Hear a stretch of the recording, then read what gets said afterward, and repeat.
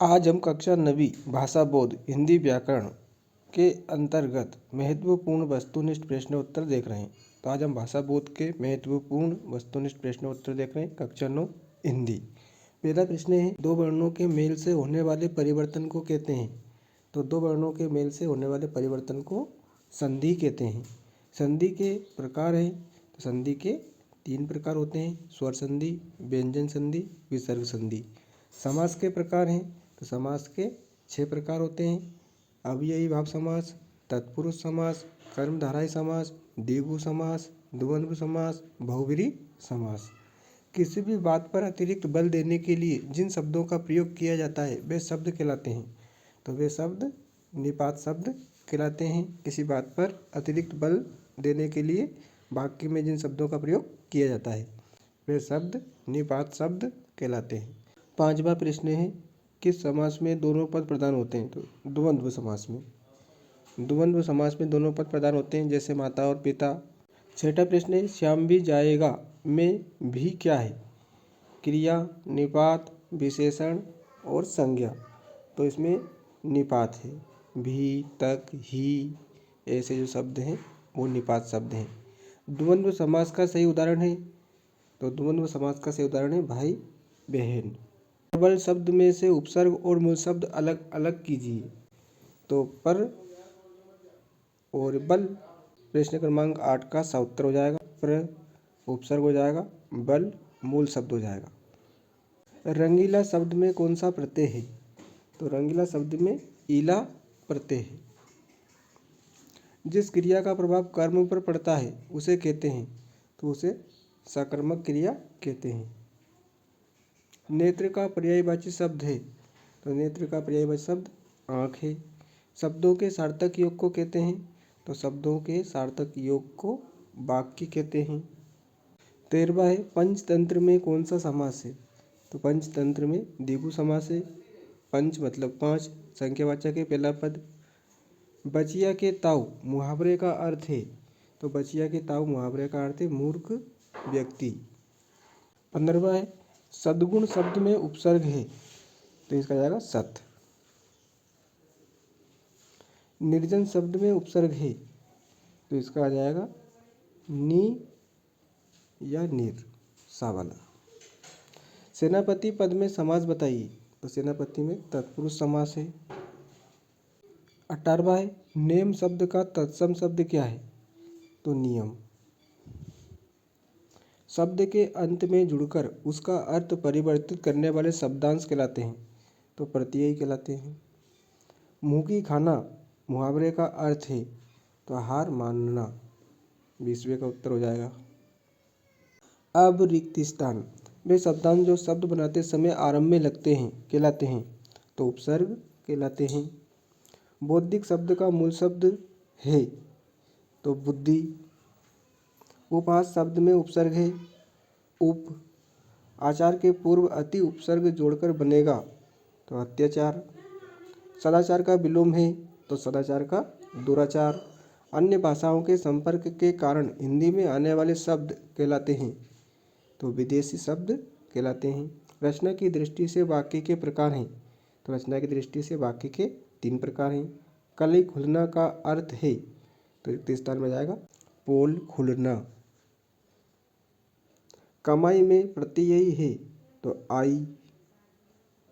अनंत का विलोम है, तो अनंत का विलोम अंत है। अब सही जोड़ी, पहला है रातों रात, तो इसकी सही जोड़ी होगी रात ही रात में।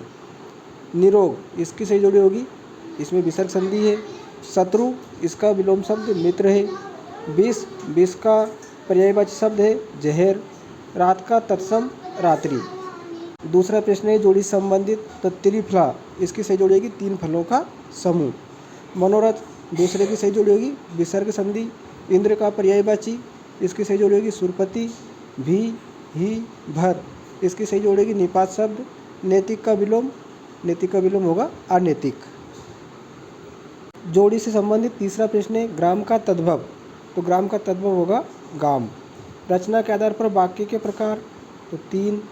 सोटा, लोटा, डिबिया, ये शब्द हैं देसी। अफसर, ड्राइवर, टिफिन, ये है विदेशी शब्द। भूमि, तो भूमि का पर्यायवाची शब्द होगा धरा। वाक्य में उत्तर, रचना के आधार पर वाक्य के कितने भेद होते हैं? तो इसका उत्तर होगा रचना के आधार पर वाक्य के 3 भेद होते हैं, साधारण, मिश्र, संयुक्त। संधि के कितने प्रकार होते हैं? नाम लिखिए।